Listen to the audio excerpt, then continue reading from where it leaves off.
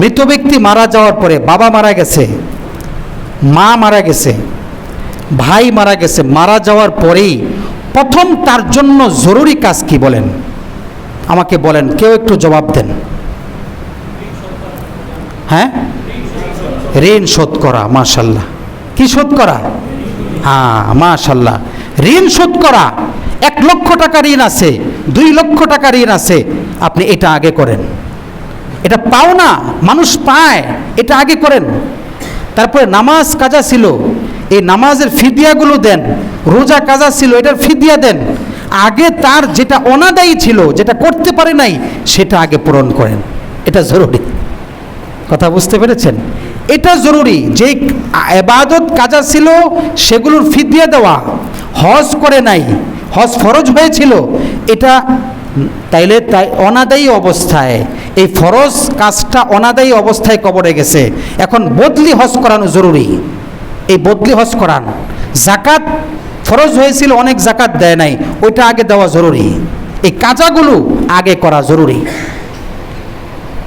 ঋণগুলো আগে দেওয়া জরুরি। এরপরে হলো ওসিয়ত। তিনি কি ওসিয়ত করে গেছেন যে আমার ওই কাজটা পূরণ করে দিবা, ওই মাদ্রাসায় কিছু টাকা দিবা, ওখানে কিছু দান করবা, আমার ওই অসহায় ভাইটাকে কিছু দান করবা। এই যে কিছু ওসিয়ত যদি করে যায়, সেটা পূরণ করা। তবে হ্যাঁ, ওসিয়ত পূরণ করার ক্ষেত্রেও মাসালা হইল তার পরিত্যক্ত সম্পত্তির 3 ভাগের 1 ভাগ থেকে ওসিয়ত পূরণ করতে পারবে, এর বেশি না। কয় ভাগ?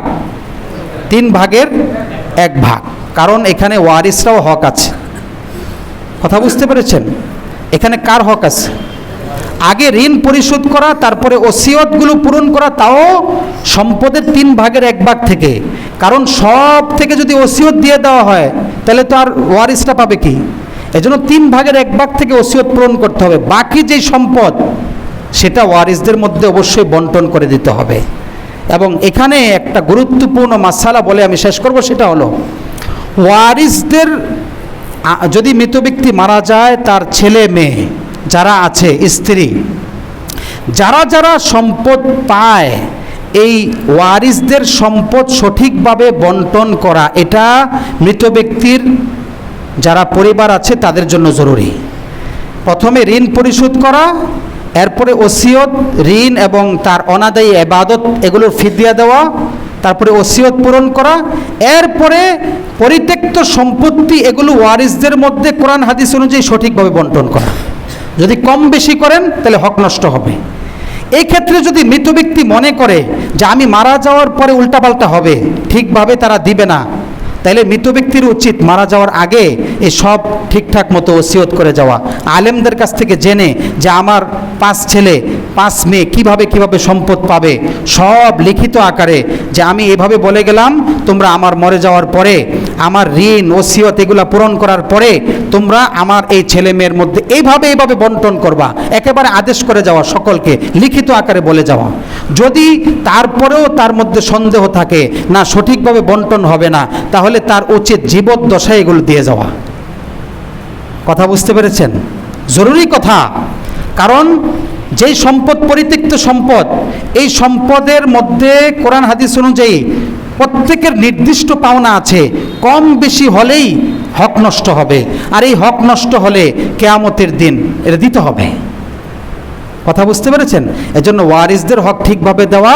মৃত ব্যক্তি যদি মনে করে যে ওয়ারিসটা ঠিকমতো দিবে না পরস্পরে, তাহলে সে জীবদ্দশায় এগুলোর ব্যবস্থা করে যাওয়া, হয়তো ঠিকমতো ওসিয়ত করে যাওয়া, না হয় যদি সন্দেহ হয় তাও হবে না, তো জীবদ্দশায় প্রত্যেককে আলাদাভাবে দিয়ে যাওয়া।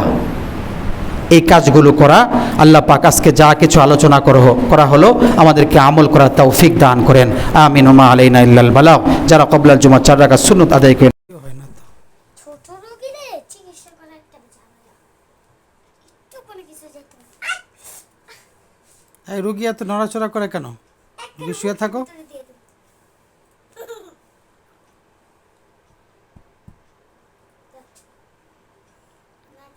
আস্তে আস্তে।